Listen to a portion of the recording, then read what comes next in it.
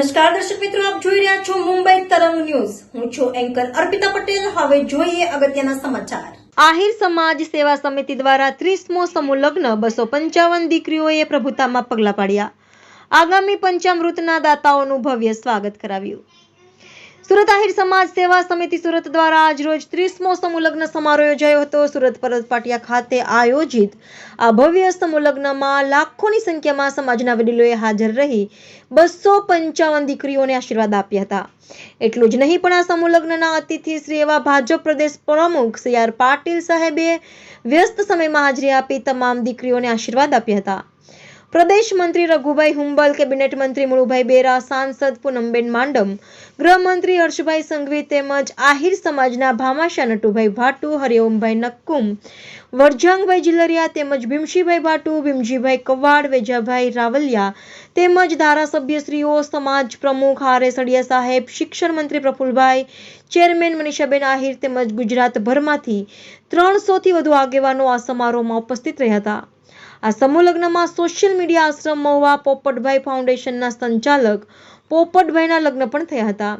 ત્યારે પોપટભાઈ દ્વારા જણાવવામાં આવ્યું હતું કે હાલના સમયમાં લગ્નમાં વધારે ખર્ચ થતા હોય છે, ત્યારે આ સમયમાં ઓછા ખર્ચમાં લગ્ન થાય તે માટે લોકોને સમૂહ લગ્નમાં જોડાવા માટે વિનંતી કરી હતી।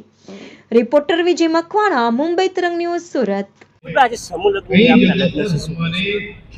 બસ આજે મને આ સૌભાગ્ય મળ્યું છે મારા સમાજ દ્વારા સંચાલિત સુરતની અંદર આહિર સમાજ સંચાલિત સમૂહ લગ્નના 30મા આયોજનની અંદર મને સૌભાગ્ય મળ્યું છે ઈશ્વરની કૃપાથી અને મારા તમામ પરિવારોના સાથ અને સપોર્ટથી। હું એક જ વાત કરીશ કે હાલનો આ યુગ છે જે અત્યારે ઘણી બધી રીતે દેખાદેખીના સમયની અંદર લોકો પોતાના ફાલતુના ખર્ચા પણ કરી રહ્યા છે। બસ ખર્ચો નહીં કરો, સમાજને સાથે રાખો અને જે પણ કંઈ કાર્યો થઈ રહ્યા છે બસ એને આપણે રીતિ રિવાજો છે, સનાતન ધર્મની જે સંસ્કૃતિ છે એને જાળવો। ધર્મની રક્ષા કરીશું તો ધર્મ આપણી રક્ષા કરશે અને હંમેશને માટે સનાતન ધર્મની અંદર જે આપણી રસમો છે જેને પારંપરિક રીતે ફોલો કરો અને લગ્ન જીવન સંસ્કાર આપણે લગ્ન જીવનની અંદર ખૂબ જ સારી રીતે જો આપણે સમાજ સાથે રહેશે તો ખૂબ જ આવા આયોજનને આપણે પ્રોત્સાહન આપી શકશું।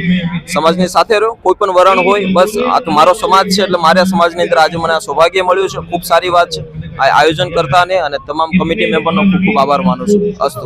જય દ્વારકાધીશ। હું Manisha Ahir, hospital committee chairman. મને કહેતા ગર્વ થાય છે કે આજે આહિરના આંગણે, અમારા આંગણે દિવ્ય અને ભવ્ય ગોળાદરા ખાતે 30મો સમૂહ લગ્ન સમારોહ યોજાયો છે।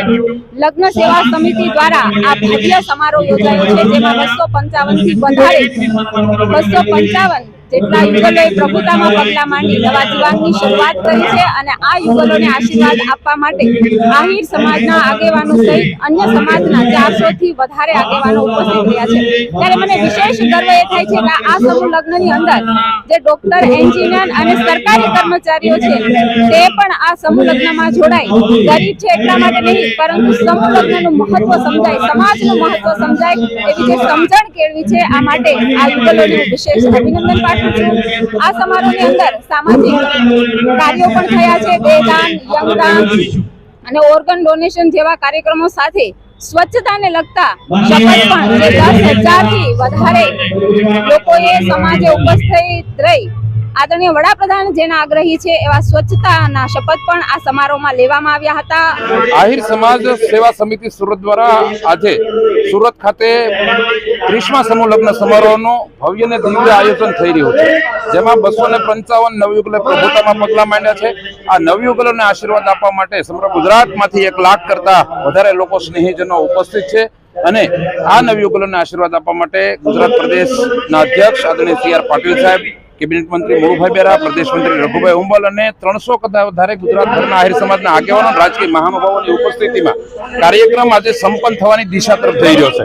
ખૂબ ઉત્સાહનો માહોલ છે। દીકરા અને દીકરીનો લગ્નનો પ્રસંગ હોય ત્યારે સ્વાભાવિક ઉત્સાહ હોય, પણ જ્યારે આહિર સમાજના આંગણે જ્યારે 255 દીકરા દીકરીઓનો આ પ્રસંગ હોય ત્યારે પ્રત્યેક વ્યક્તિમાં, પ્રત્યેક ઘરમાં અને પ્રત્યેક આહિર સમાજના યુવાનમાં ખૂબ મોટો ઉત્સાહ છે અને આ 1 લાખની જન્મતિમાં આ કાર્યક્રમ યોજાઈ રહ્યો છે ત્યારે એના સંપૂર્ણ